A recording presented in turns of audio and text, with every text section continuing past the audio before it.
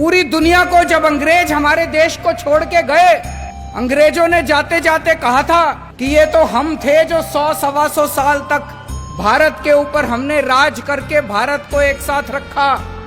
अब देखना हमारे जाने के बाद इनसे अपना देश नहीं चलने वाला, इन लोगों से भारत एक साथ नहीं रहेगा। ऐसे अंग्रेजों को भी लग रहा था, पूरी दुनिया को लग रहा था।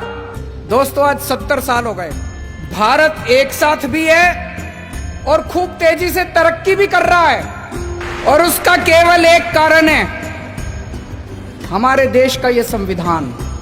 ऐसे देश का संविधान लिखना जिसमें इतने सारे धर्म थे, इतनी सारी भाषाएं, इतनी संस्कृति, इतनी जाति, इतनी विविधता, ऐसे देश का संविधान लिखना कोई आसान काम नहीं था।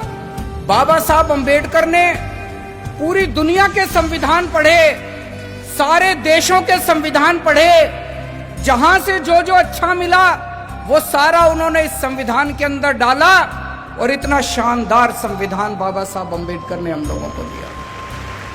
संविधान में लिखा है बराबरी का अधिकार होगा। अभी तक यहां इतने सारे बच्चे बैठे हैं, अगर कोई बच्चा गरीब घर में पैदा होता था और कोई बच्चा अमीर घर में पैदा होता था, क्या उनको बराबर की शिक्षा मिलती थी? नहीं मिलती थी। तो क्या बराबरी का अधिकार था? नहीं था।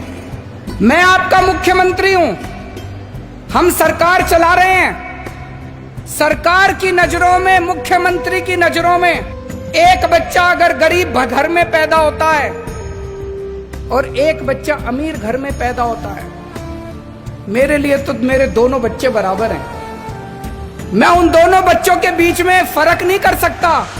तो इसीलिए जब हमारी सरकार बनी, हमने अपने सामने सबसे पहला लक्ष्य रखा कि इस गरीब के बच्चे को भी अच्छी शिक्षा दिला के रहेंगे हम लोग।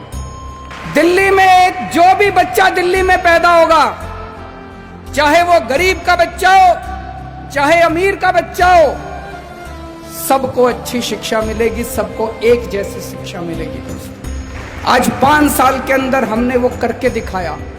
बाबा साहब अंबेडकर का एक सपना पूरा किया हम लोगों ने। हमारे संविधान में लिखा है जीने का अधिकार होगा। पहले गरीब आदमी के घर अगर कोई बीमार होता था, वो सरकारी अस्पताल में जाता था, सरकारी अस्पताल में इलाज का बुरा हाल था। आज दिल्ली के अंदर सरकारी अस्पतालों में वैसा ही अच्छा इलाज है जैसा प्राइवेट अस्पतालों के अंदर इलाज हो रहा है। लोगों को हमने जीने का अधिकार दिया। दिल्ली के अंदर हमने योजना बनाई, अभी तक अगर किसी का एक्सीडेंट होता था, कोई उसको बचाने के लिए नहीं जाता था, वो बेचारा सड़क पे पड़ा रहता था। लोग सड़क पे गुजर जाया करते थे, लोगों को लगता था मैं क्यों पचड़े में पड़ूं, मैं अगर इसको अस्पताल में ले गया तो अस्पताल वाले मेरे से पैसे मांगेंगे। अब हमने कहा है कि पैसे की चिंता मत करो, अगर कोई किसी का एक्सीडेंट हो जाए, जो भी उसको देखता है तुरंत उसको नियरेस्ट अस्पताल में पहुंचाओ। कितना भी महंगा अस्पताल होगा, सारे पैसे दिल्ली सरकार देगी। संविधान में लिखा है गरीबी दूर करेंगे। गरीबी कैसे दूर होगी? केवल नारे लगाने से दूर नहीं होगी गरीबी। हमने दिल्ली के गरीबों का मिनिमम वेज बढ़ाया।